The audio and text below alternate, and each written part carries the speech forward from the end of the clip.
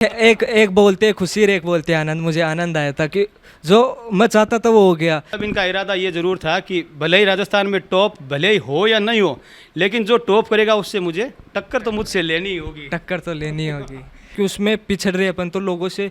लोगों 1 घंटे पढ़ेंगे, मुझे उन लोगों के बराबर आने में आधी घंटा और लगेगा, तो मैं आधी घंटा एक्स्ट्रा पढ़ता था हिंदी को। इसको कोई स्पेशली खुराक देते होगे ताकि इसके टॉप कर जाए, थोड़ा ब्रेन थोड़ा तेज हो जाए, तो और की बच्चों की माएँ भी है ना, वो उसको उसको उस तरह से वो टॉनिक खिला दें। नहीं, ऐसा कुछ नहीं है। सबसे बड़ी खुशी है ये कि यानी जब यानी पिता को यानी बेटे की यानी पहचान से यानी पहचाना जा रहा है ना, ये सबसे बड़ी खुशी है। एक साथ से एक छलांग से आप सफलता को एकदम से प्राप्त नहीं कर सकते। उसके लिए कई सीढ़ियाँ होती है और हर सीढ़ियों को आप बखूबी संभलते संभलते रखते जाए। यानी अपने आप पहले छोटे से छोटे लक्ष्य को प्राप्त किए, छोटा लक्ष्य, एक दिन आप उस बड़े मुकाम तक पहुंच जाएंगे जहां आपको कोई हराने वाला नहीं होगा। JDJ ज्वेलर्स, क्षेत्र का पहला HUID digital hallmark gold jewellery का सबसे विशाल शोरूम। JDJ ज्वेलर्स, भामाशाह मां, गांधी चौक, Sujangarh. Central Children's Academy, Sujla's first growing and English medium co-educational secondary school, Ladnun bus stand, Sujangarh. मंजिलें उन्हीं को मिलती है जिनके इरादों में जान होती है। सिर्फ पंखों से कुछ नहीं होता, हौसलों से उड़ान होती है। और अपने बुलंद हौसलों और मजबूत इरादों से अपनी सफलता की कहानी लिखने वाला आज एक नव युवक मेरे साथ में है। उसका परिचय मैं करवाऊंगा। RBSC का रिज़ल्ट आया है और 12th साइंस का रिज़ल्ट आया है, और उसके साथ ही आकाश चौधरी, जिसने पूरे राजस्थान में अपनी सफलता के झंडे गाड़ दिए हैं। आज मैं उनसे खास बातचीत करूंगा। मैं हूं नागेश कुमार कौशिक और आप देखना शुरू कर चुके हैं KDH राजस्थान। दोस्तों, मेरे साथ में है अपनी सफलता की कहानी लिखने वाला यह नव युवा, देश का भविष्य, आकाश चौधरी। किस तरह से जो ये टॉपर्स जो बच्चे होते हैं, क्योंकि टॉप करना तो देखो हर किसी का सपना होता है और आप भी चाहते हैं कि आप भी टॉप करें, और हर व्यक्ति चाहता है, लेकिन जो टॉप जो करते हैं उनमें क्या खासियत होती है, वो किस तरह से पढ़ते हैं, उनकी किस तरह से पढ़ने का तरीका होता है, क्या बाकी का रूटीन होता है, सारी जानकारी आप सभी के लिए। तो ध्यान से देखिएगा, बने रहिएगा। मैं पहुंच चुका हूं राजस्थान की शिक्षा नगरी, कोटा के बाद दूसरी शिक्षा नगरी कहे जाने वाला सीकर, और सीकर में मेरे साथ में मौजूद हैं आकाश जी चौधरी। बहुत बहुत बधाइयाँ आपको। आपने जिस तरह से अपनी सफलता के झंडे गाड़े हैं, 99% आपने, मतलब 1%, इतना तो छोटा सा, कहीं छोटा सा तो रह ही जाता है, मतलब बस उतना सा ही रहा है। बाकी आप बोले तो 100% ही हो गए, बाकी रहा क्या 1%। तो किस तरह से ये तैयारियां किस तरह से होती है सफलता का? सबसे पूछूं, अगर मैं शुरुआत यूँ करूं, सफलता का राज क्या होता है? कोई व्यक्ति सफल कैसे होता है? सबसे पहले तो धन्यवाद आपके KDH राजस्थान को भी। और आपने पूछा कि सफलता का राज क्या होता है। सफलता का कोई शॉर्टकट तो होता नहीं, सफलता का केवल एक ही राज है, कड़ी मेहनत। आप जैसे जैसे कंटिन्यूटी बरतते हो अपने अंदर, डेली पढ़ते जाते हो, हमेशा जो पढ़ाया जाता है उसको क्लास में रिवीजन करते हो, डेली टॉपिक वाइज प्रैक्टिस करते हो, जितना पढ़ाते हो उतना प्रैक्टिस, और जो डाउट है उसको अगले दिन सोल्व करते हो, फिर वापस आके उसे सोल्व करते हो। आप निरंतर पढ़ाई करते जाओगे, बाद में उसमें कोई लोड लेने की ज़रूरत नहीं। अगर आपने बीच में गैप दिया, लास्ट में लोड लिया, तो उसका रिजल्ट आउटपुट सही नहीं आता। मेरा सफलता का यही राज, आप निरंतर पढ़ाई करते जाए, कंटिन्यूटी बढ़ते अपनी पढ़ाई में, डिस्टर्बेंस ना आने दे। एक फिक्स शेड्यूल बना लिया आप अपने आप का और उस पर काम करते रहे, उसके प्रति समर्पण भाव से अपना काम करते रहे। परीक्षा आपने दी और पेपर्स आप करके आए, पेपर्स निश्चित अच्छे ही हुए हैं, और उस वक्त आपको क्या फीलिंग थी? क्योंकि आप जो होशियार बच्चे होते हैं वो घर आके अपने पेपर को मिलाते हैं, एक अनुमान लगाते हैं कि मुझे कितने नंबर मिल जाएंगे। तो आपका कितना टारगेट था? आपका टारगेट था कि मैं राजस्थान में सबको पीछे ही छोड़ दूंगा? इतना तो नहीं था, पर यानी ऐसे ज़रूर था कि 98 99 तक तो आ ही जाएंगी। मतलब रेस में है ज़रूर, रेस टक्कर जरूर होगी, भले ही टॉप कर पाए नहीं का। इतना तो जरूर था कि टॉप 3 में तो आ जाएंगे। 98 से 99 के बीच का जरूर था। मतलब इनका इरादा ये जरूर था कि भले ही राजस्थान में टॉप भले ही हो या नहीं हो, लेकिन जो टॉप करेगा उससे मुझे टक्कर तो मुझसे लेनी ही होगी। टक्कर तो लेनी होगी। बिल्कुल। और इसी मजबूत इरादे के साथ आपके पेपर हुए, आपने रिजल्ट भी उस तरह का आया, तो वो क्या क्षण रहे होंगे? जैसे अचानक से डिक्लेयर हुआ, रिजल्ट आ गया, आपको कैसे पता, कैसे चला? सबसे पहले मैंने साइट देखी, पर साइट चली नहीं, तो उस टाइम सबसे पहले मेरे, किसने बताया रिजल्ट आ गया? सबसे पहले मेरे ताऊ जी ने मेरे फ़ोन करके बताया था। तो बाद में उस टाइम वो सन बहुत मो- क्या फील हुआ होगा ये रिजल्ट आ गया? वो एक बोलते खुशी और एक बोलते आनंद। मुझे आनंद आया था कि जो मैं चाहता था वो हो गया, जो मैं करना चाहता था वो, जो मेरी कड़ी मेहनत थी वर्षों की, वो आज सफल आई। नहीं, रिजल्ट आपने देखा कैसे पहले? सबसे पहले मैंने बताया ना, मेरे ताऊ जी ने फ़ोन करके बताया था, सीधा उन्होंने रिजल्ट बताया? रिजल्ट ही बताया था 99%। उन्होंने सीधा अपना सरप्राइज सीधा आपको है शॉक कर दिया। शौक ही दिया, तो मेरे से नहीं निकला था रिजल्ट। मामा ताऊ जी ने फ़ोन किया था, बेस होने लगी। हाँ ताऊ जी ने बता दिया था कि 99 बनी है तब। 99 बने हैं, बिल्कुल, बहुत बहुत कॉन्ग्रेचुलेशन है आपको। तो पढ़ने का एक थोड़ा सा तरीका बताएं, क्योंकि जो व्यक्ति सफल होता है, हर व्यक्ति की एक मान के चलिए कि जो व्यक्ति सफल होता है उसकी एक संघर्ष की कहानी ज़रूर होती है, और हर संघर्ष करने वाला व्यक्ति एक दिन सफल भी ज़रूर होता है। तो आपके उस संघर्ष को तरीके को, पढ़ने के तरीके को किस तरह से आप पढ़ते थे? 1 by 1 आपका तरीका होता था? किस तरह आपका कोर्स कंप्लीट हुआ? थोड़ा सा उसको बताएं, किस तरह से पढ़ाई का रूटीन क्या था आपका? देखो, सबसे पहले तो मैंने कोविड के टाइम से, 10th के टाइम से, उस टाइम मैंने अपना शेड्यूल बना लिया था कि यही एक अवसर है जो लोगों से मुझे आगे निकाल सकता है। तो तभी से मैंने 4 बजे से उठने का शेड्यूल बनाया कि अब हमेशा अभी से 4 बजे उठना है, और आज तक मेरा वही शेड्यूल है 4 बजे उठने का। तो और निरंतर हमारे यानी जनवरी में चालू हो गई थी, 6 महीने पहले चालू हो गई थी हमारी क्लासें। वो क्लासें डेली के डेली शेड्यूल चलते रहे, और यानी हर महीने के महीने 1 टेस्ट, 2 टेस्ट, टेस्ट पे टेस्ट, 7-8 टेस्ट लगे और 4-5 प्री बोर्ड लगे। उन प्री बोर्ड, हर टेस्ट के बाद में हमारे संस्था के निदेशक श्री शंकरलाल बगड़िया जी सर खुद अवलोकन करते थे कि आपका नेगेटिव पॉइंट कहाँ, पॉजिटिव पॉइंट कहाँ, आप पीछे कहाँ रहे हो, आगे कहाँ रहे हो, आपको इस नेगेटिव पॉइंट को पॉजिटिव में कैसे तब्दील करना है। वो हमें हमेशा नेगेटिविटी से दूर रखते थे, उस नेगेटिविटी में भी हमें पॉजिटिविटी का अवसर ढूंढने के लिए प्रदान करते थे, और वो हमेशा हमें मोटिवेट उनके अपने अलग उदाहरणों से हमें बहुत मोटिवेट करते थे। और इसी के बाद हमारे टीचर ने भी पर्सनल मोटिवेट किया, हमारे मम्मी पापा ने, परिवारजनों ने, भाई बहनों ने, सभी ने मोटिवेट किया। उनके मोटिवेट, और पढ़ने का केवल एक ही राज, आप कंटिन्यूटी पढ़ते, मैंने कहा ना कंटिन्यूटी पढ़ना है। कितने घंटे जैसे कंटिन्यू पढ़ते थे आप? 6-7 घंटे। 6 से 7 घंटे। कई तो बताते हैं बहुत लंबा, वैसे हम इतना पढ़ते हैं उतना पढ़ते हैं। वो सबका अलग है। 6-7 घंटे आप जितना, एक बार आप जो स्कूल में आप पढ़ाते टाइम उस टाइम फोकस रहा, और उसको आप 6-7 घंटे 6-7 घंटे का आपका रूटीन हमेशा से ही था? कोई एग्जाम टाइम में नहीं हुआ था? हाँ, एग्ज़ाम टाइम में मैं, सब एग्ज़ाम टाइम में आके प्रेशराइज होते, मैं बिल्कुल भी प्रेशराइज नहीं था, आराम से। 6-7 घंटे का पूरे साल ही क्या आप कह रहे हो? मतलब 10th से ही मैंने टारगेट बना दिया। हाँ, 10th से यानी कोविड के टाइम से, और हमारे यानी जनवरी से ही वो 12 चालू हो गई थी, तो उसी टाइम से 1.5 साल से लगातार 6-7 घंटे का डेली चल रहा है। बिल्कुल, ये एक बहुत अच्छा इन्होंने मूल मंत्र बताया कि सफलता के लिए निरंतर प्रयास की आवश्यकता होती है। एक दिन का एक अचानक से आप प्रयास करेंगे या आप 10-20 दिनों में कुछ रिकॉर्ड तोड़ देंगे, ऐसा नहीं होता। एक लंबा प्रयास होता है, एक लंबा प्रयत्न होता है, फिर सफलताएं मिलती है। तो कोर्स आपका जैसे कंप्लीट कब तक हो गया था, एक कोर्स अगर माने तो? अक्टूबर, यानी 5-10 अक्टूबर के लगभग। फिर रिवीजन शुरू हो गई? फिर रिवीजन, फिर यानी लास्ट नवंबर तक रिवीजन, फिर लास्ट दिसंबर तक रिवीजन, यानी हर एक महीने में एक बार आराम से नॉर्मली रिवीजन हो जाता था। यानी एकदम, यानी हर सब्जेक्ट की 2-2 क्लास, 3-3 क्लास, एक्स्ट्रा क्लास से सब लगाई गई रिवीजन तक।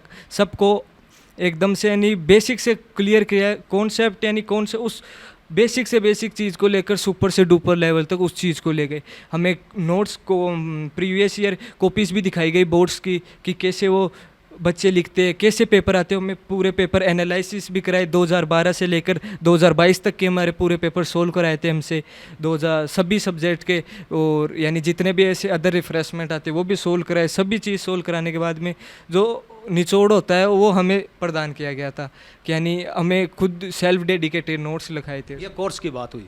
कोर्स के अलावा भी आपको कोई ऐसी हेल्पलाइन या हेल्प रहा है अदर कोई भी, जो जैसे मैं उदाहरण के तौर पे बोलूँ, मैं जो पूछना चाहता हूँ कि जैसे हम ऑनलाइन भी कोई चीज़ें देख करके, या यूट्यूब या जिस तरह के कोई शिक्षा के जो ऑनलाइन प्लेटफॉर्म्स होते हैं, या अन्य कोई पासबुक्स होती है, या अन्य कोई बहुत सारे तरीके होते हैं जहाँ से हम अदर हेल्प भी ले सकते हैं।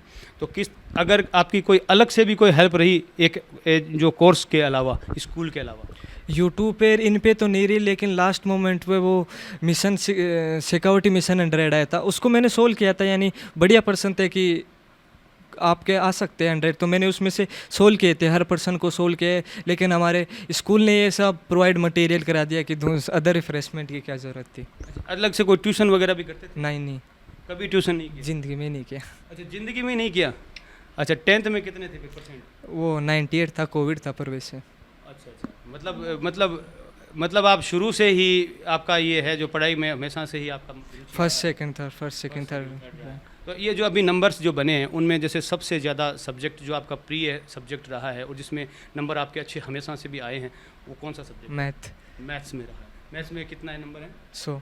100 में 100, बिल्कुल। मतलब इसमें तो कहीं कोई चूक है ही नहीं। नहीं। और अगर मैं बोलूँ मुश्किल बोलूँ कि ये सब्जेक्ट आपको लगता, कोई सब्जेक्ट जो आपको लगता हमेशा से जो यार डिफ़िकल्टी जहाँ पर आती, तो वो कौन से सब्जेक्ट थे या कौन सी जगह थी जो आपको डिफ़िकल्ट महसूस होती, और फिर उसको आप सॉल्व कैसे करते थे वो भी बताएं।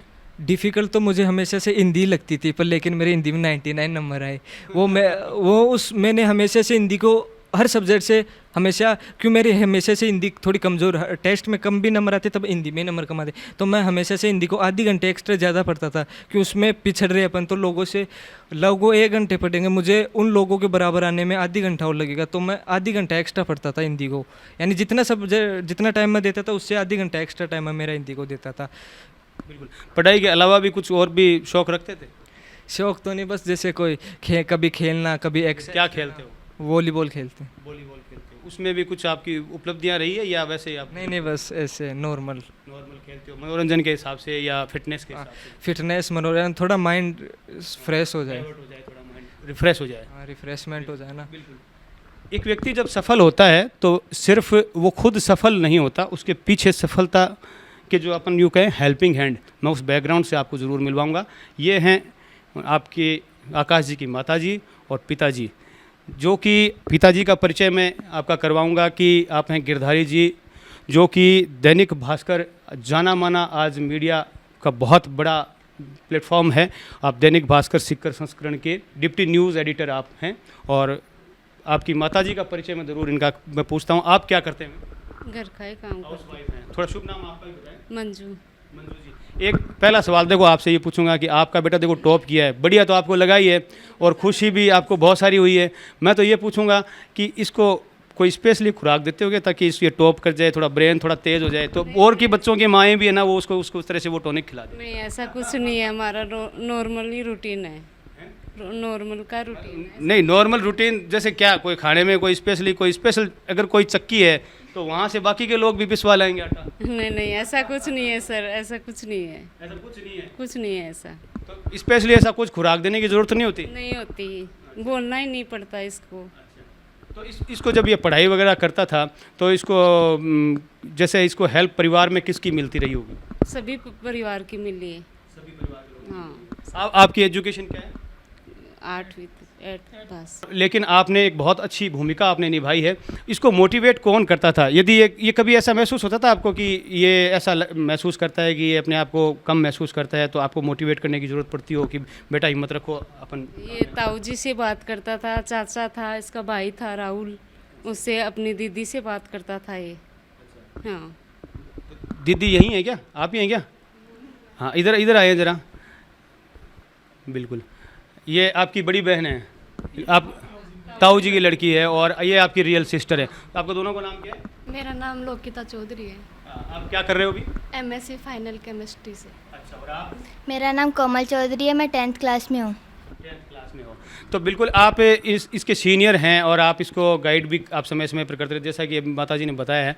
तो जैसे क्या कभी कोई सब्जेक्ट पे कभी बात होती थी कि भाई ऐसा दीदी ऐसा महसूस हो रहा है, मुझे क्या करना चाहिए, कुछ इस तरह की कोई हेल्प होती थी? हाँ, होती थी। मेरे केमिस्ट्री सब्जेक्ट थी ना, तो केमिस्ट्री में हम बात करते कि हाँ कि कौन सा टॉपिक में ज़्यादा क्वेश्चन आएंगे, कौन से में नहीं, तो उस पर होती थी सबसे ज़्यादा। और कि अपन कौन सा सब्जेक्ट में ज़्यादा पॉइंट अपन कवर कर सकते थे, उसमें ऐसे बात होती थी हमारी हिंदी वगैरह में कि हिंदी में कौन से क्वेश्चन कहाँ से आ सकते हैं और कौन से में अपन ज़्यादा नंबर ला सकते हैं, कौन से टॉपिक में हो, तो इन पे होती थी हमारी बातें।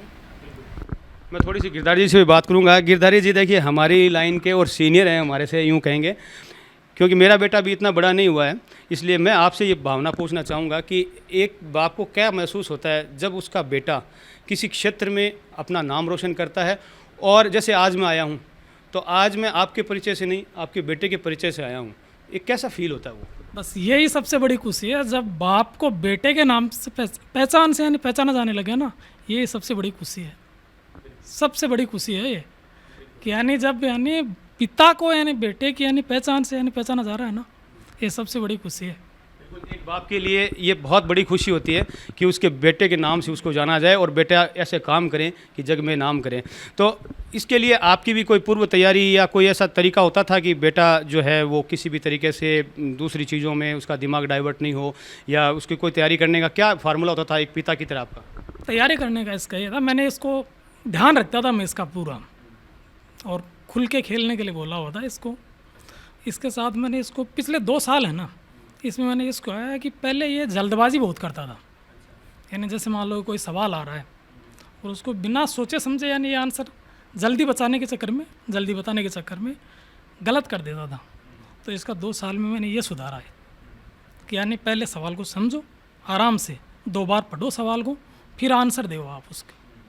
तो ये इसने यानी पूरी तरीके से कवर कर लिया 2 साल के अंदर। वैसे आजकल क्या है कि मेरिट वैसे बनती नहीं है, बाकी हमें जितनी सूचनाएं हमें अब तक प्राप्त हुई है उसके हिसाब से राजस्थान का अब तक टॉपर है। तो कैसा फील होता है कि अपना बच्चा, अपना बेटा, और राजस्थान में कितने लाख स्टूडेंट ने ये परीक्षा दी है और उन सब को एक रेस में पछाड़ना, मतलब आगे निकलना, एक ऐसा सोचा था कि आपका बेटा टॉप कर जाएगा? नहीं, राजस्थान टॉप करने का नहीं सोचा था मैंने, ये सोचा था कि स्कूल टॉप कर सकता है, स्कूल टॉप करने का सोचा था। और खुशी तो देखो ऐसी है कि आज वाली खुशी यानी मेरे को बता नहीं सकते आपको शब्दों में, ऐसी खुशी मिली है आज मुझे। दूसरे जो माँ बाप हैं उनके लिए भी कोई मैसेज रहेगा कि वो भी अपने बच्चों पर उस तरह से ध्यान दें, क्योंकि निश्चय ही आप भले ही कम बता रहे हैं लेकिन तपस्या आप दोनों की इसके पीछे एक भरपूर तपस्या है। मैं भी समझता हूँ और सभी दर्शक भी समझते हैं कि माँ बाप की तपस्या से ही बच्चे सफल होते हैं। तो आपने निश्चय ही प्रयास किए हैं, प्रयत्न भी किए हैं। तो और माँ बाप जो हैं उनके लिए ज़रूर आप एक ऐसा मैसेज और सीख रखें, क्योंकि हर बाप चाहता है कि उसका बेटा टॉपर बने। बस ये है कि बच्चा जो करना चाहता है ना उसको करने दो, लेकिन उसका थोड़ा आप ध्यान रखो, वो क्या कर रहा है, उसकी एक्टिविटीज़ पे थोड़ा ध्यान रखो, कहीं वो कोई गलत लाइन में तो नहीं जा रहा है। उसके स्कूल में भी आप उसकी प्रॉपर रिपोर्ट देखते रहो, प्रोग्रेस रिपोर्ट देखनी चाहिए अपने को। मैं भी देखता रहता था, स्कूल के डायरेक्टर से भी बात करता था मैं कई बार, जो इसके स्कूल के टीचर हैं, जो एकेडमिक हेड हैं हरी सिंह कूड़ी जी, HR कूड़ी जी, उनसे भी मैं इसकी यानी पीछे से रिपोर्ट लेता था सारी। ऐसा नहीं कि मैंने इसको खुला छोड़ रखा था। हाँ, बस ये था कि यानी जो पढ़ रहा है उसको आराम से पढ़, लेकिन इसका यानी प्रॉपर मैं पूरा ध्यान रखता था कि क्या कर रहा है, कहाँ जा रहा है, कैसी संगत में बैठ रहा है, ये सारा मैंने इसका ध्यान रखा है। और सबको रखना भी चाहिए, यदि अपने बच्चे को सक्सेस करना है तो इन चीज़ों का ध्यान रखना चाहिए कि वो कैसी संगत में बैठ रहा है, कैसे लोगों के साथ बैठ रहा है, ये ध्यान रखना चाहिए। संगति का और साथ का और बहुत बड़ा फ़र्क पड़ता है। तो चलिए, थोड़ी सी ये बात हुई। अब आपसे पूछूंगा कि श्रेय आप किसे देंगे? जो सफलता जो आपको मिली है, इसका मेन आप श्रेय किसको मानेंगे कि उसकी एक बहुत बड़ी भूमिका इसके आपके पीछे रही है? श्रेय तो देखो सर सभी का मिला के होता है, माता पिता परिवारजन सब, पर विशेषकर शंकर जी सर का था। उनके वो जो मोटिवेशन सब थे ना, वो आज भी याद है कि अपने को कुछ ऐसा करना है जो पूरी दुनिया आपको खुद के नाम से जाने, ना कि आपके पिता के नाम से। और बच्चों को ऐसे टिप्स दे जाते थे कि वो बच्चे उनको इम्प्लाई कर ले तो बच्चा सक्सेस से बिल्कुल भी पीछे नहीं हट सकता। और उनके जो उदाहरण थे वो तो लाजवाब थे। ये अब तक की बात हुई, थोड़ा सा और आगे अपन बात करते हैं कि आगे अब क्या क्या करने का इरादा है, क्योंकि ये स्कूलिंग आपकी पूरी हुई। अब जो आपका एक नए मोड़ की ओर अब आपकी लाइफ बढ़ेगी, तो किस टारगेट की तरफ आप बढ़ना चाहते हैं? UPSC IAS। UPSC IAS आप बनना चाहते हैं। बहुत से लोगों का सपना होता है IAS बनना, और बिल्कुल आप ज़रूर बने। पर इसके पीछे भी कोई ख़ास वजह कि आप IAS ही क्यों बनना चाहते हैं? क्योंकि बहुत सारी चीज़ें हैं बनने के लिए। पर बनने के लिए जो समाज में, गांधी जी का एक कहावत था कि जो बदलाव आप समाज में लाना चाहते हैं सबसे पहले वो बदलाव आप खुद में लाए। गांधी जी का ये थॉट था। तो मैं लोगों में, समाज में लाना चाहता हूँ बहुत बदलाव। तो सबसे पहले मैंने अपने अंदर बदलाव लाए कि तपस्वी बनना पड़ता है, कुछ पाने के लिए कुछ खोना पड़ता है। इसीलिए मैं वो IAS बनना चाहता हूँ कि लोगों में जो आजकल अराजकता फैल रही है वो उन समाज को थोड़ा स्वच्छ करने के लिए। समाज को स्वच्छ करना चाहते हैं। छोटी सिस्टर है, उनसे भी थोड़ी सी मैं एक बात ज़रूर कहूँगा। निश्चित ही आपको एक टारगेट तो आपके भाई ने दे ही दिया कि अब आपको क्या करना है, और ज़रूर आप, मेरे को लगता है आप रेस भी लगाएंगे। तो क्या सोचते हैं कि आप आपके भाई के वजह से आज जो है आपके परिवार का नाम हो रहा है, तो आप अपने जीवन में क्या करना चाहेंगे? मैं 11th क्लास में एग्रीकल्चर लेकर एग्रीकल्चर ऑफिसर बनना चाहती हूँ। अभी 10th में आप भी इंटरव्यू के लिए बुलाने वाले हैं क्या? हाँ।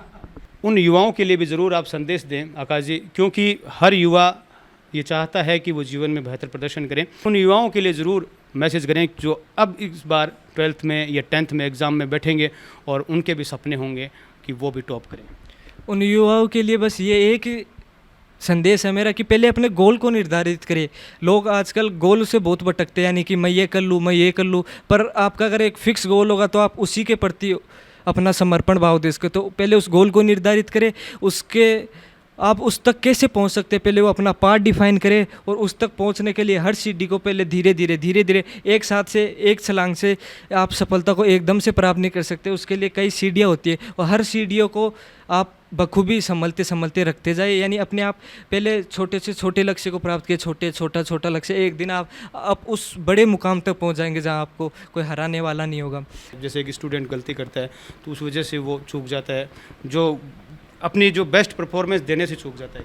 बस वो ये, यानी कि बच्चा अगर एक बार नंबर कम आ जाता है तो वो डीमोटिवेट बहुत हो जाता है कि यार अपने से नहीं होगा। पर उस बच्चे को हमेशा ये सोचना चाहिए कि मैं इससे भी और बेहतर करूँ, इससे और बेहतर करूँ। वो अपने साथियों से प्रतिस्पर्धा करती रहनी चाहिए।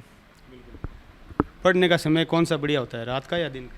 अब वो सबका अलग कई बच्चे कहते हैं कि मैं सुबह बढ़िया पढ़ाई होती है, कोई रात को बढ़िया पढ़ाई होती है। आपके हिसाब से बढ़िया पढ़ाई कौन सी टाइम होती सबका अलग अलग होता है, पर मैं तो सुबह 4 से 4 बजे से पढ़ता हूँ। सुबह है? कोई विशेष टाइम होता है 4 से 7 ज़्यादा? पढ़ने का कोई विशेष टाइम नहीं होता।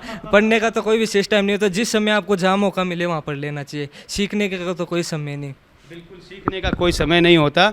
और ये भी एक अच्छी बात आकाश जी मुझे भी आज सिखा गए कि न पढ़ने का कोई समय होता है, न कुछ करने का कोई समय होता है। उचित समय वही होता है जब आप जाग जाते हैं और जब आप प्रयत्न शुरू कर देते हैं, तब ही सफलता की कहानी वहीं से पीछे लिखनी शुरू भी हो जाती है। तो मेरी भी बहुत बहुत शुभकामनाएं रहेंगी कि भविष्य में आप IAS बने और इस देश का नाम रोशन करें और इस क्षेत्र का नाम रोशन करें और अपनी सेवाओं से इस देश को और तरक्की दिलवाएं और निरंतर आप सफलता पाएं। और एक पूरा इस परिवार को भी मैंने आपसे मिलवाया। आप हैं गिरधारी जी और इनकी माताजी, उनकी दोनों बहनें आज खुशी से चेहरे चमक रहे हैं, और चमके भी क्यों ना, क्योंकि उनके परिवार के इस नूर ने इस तरह की चमक पूरी दुनिया में फैलाई है। पूरा राजस्थान आज नज़रें भरकर आकाश की ओर देख रहा है, और आकाश जिनका नाम ही आकाश है, और आगे जीवन में एक सफलता का अनंत आकाश आपका इंतज़ार कर रहा है। इन्हीं शुभकामनाओं के साथ मैं नागेश कुमार कौशिक, अनिल प्रजापति के साथ, आप भी अपनी ज़िंदगी में सफल हों, आगे बढ़े, यही शुभकामनाओं के साथ। धन्यवाद।